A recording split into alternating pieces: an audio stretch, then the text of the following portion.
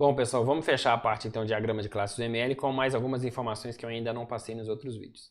Primeiro que eu não mostrei para vocês como que a gente pode representar atributos e métodos estáticos, certo? Isso é feito simplesmente sublinhando o nome do atributo ou método.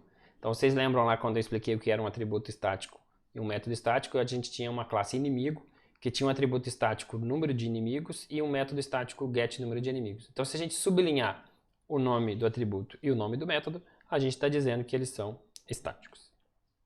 Ok? Outra coisa que eu cheguei a comentar num vídeo anterior, né, que eu disse que eu ia explicar mais para frente, é a multiplicidade. O que é multiplicidade? Ela serve para indicar um número mínimo e máximo de objetos envolvidos em cada extremidade de um relacionamento. Então, por exemplo, um carro pode ter de 2 a 4 portas. E uma porta pertence a um único carro. Ok? Como que a gente representa isso? Ó? Então, vamos lá. Primeiro, eu vou mostrar aqui com o motor, que é mais simples. Ó. Um carro tem um motor. Então aqui ó, eu estou representando esse 1, 2.1, certo? Quer dizer que um carro tem um motor, ok? Quer dizer,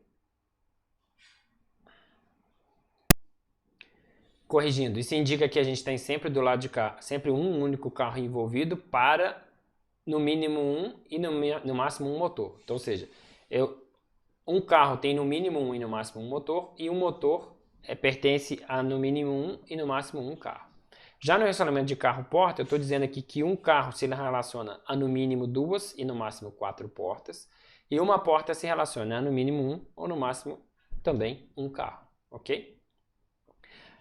Então a representação no diagrama de classe é feita colocando sim, os números mínimo e máximo de objetos em cada extremidade da linha que representa o relacionamento, e a gente usa ponto ponto para poder separar esse valor mínimo e esse valor máximo, tá certo?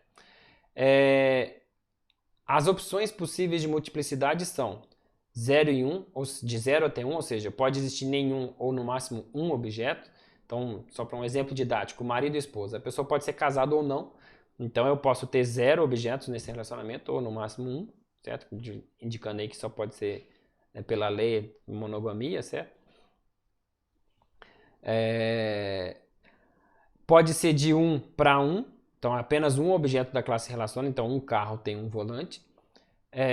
Pode existir nenhum ou vários, então nesse caso é 0, 2 pontos, asterisco, então relacionamento entre agência e contas. Né? A agência tem várias contas, não existe um limite, então a gente usa asterisco.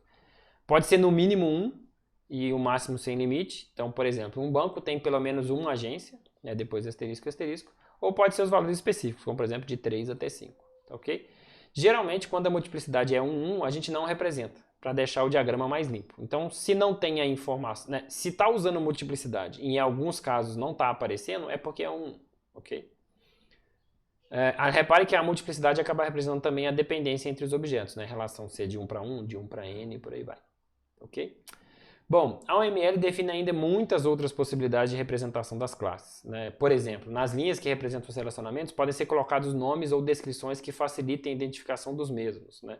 Então eu posso falar, eu posso acrescentar termos ali que expliquem melhor por que os relacionamentos acontecem. Mas, né, como eu já disse antes em outro vídeo, o nosso foco aqui não é a OML. O nosso foco aqui é ter uma visão geral sobre o diagrama de classes.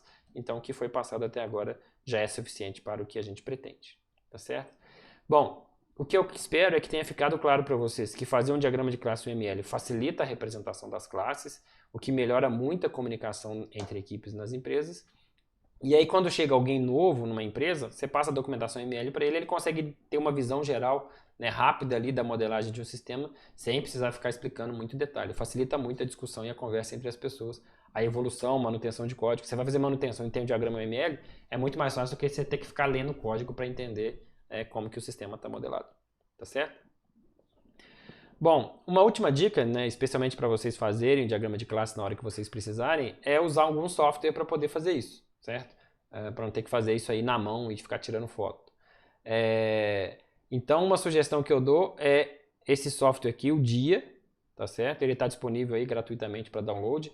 Esses exemplos que eu coloquei no slide foram criados nesse software, então tem a versão dele para Windows, para Linux.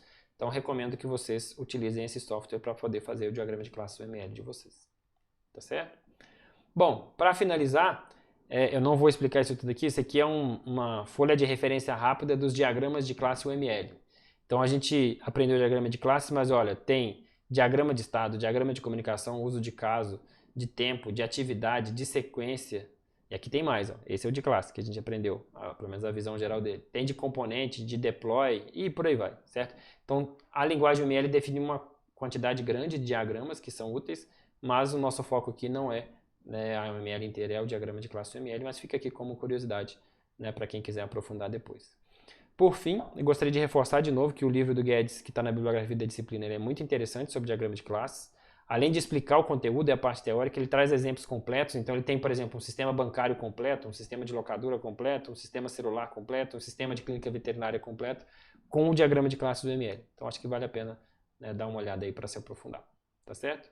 E ainda tem o site oficial da linguagem, o ml.org, onde você pode encontrar esse Kikyo Reference Guide aqui que eu usei. É isso aí, pessoal. De UML é isso. Até mais.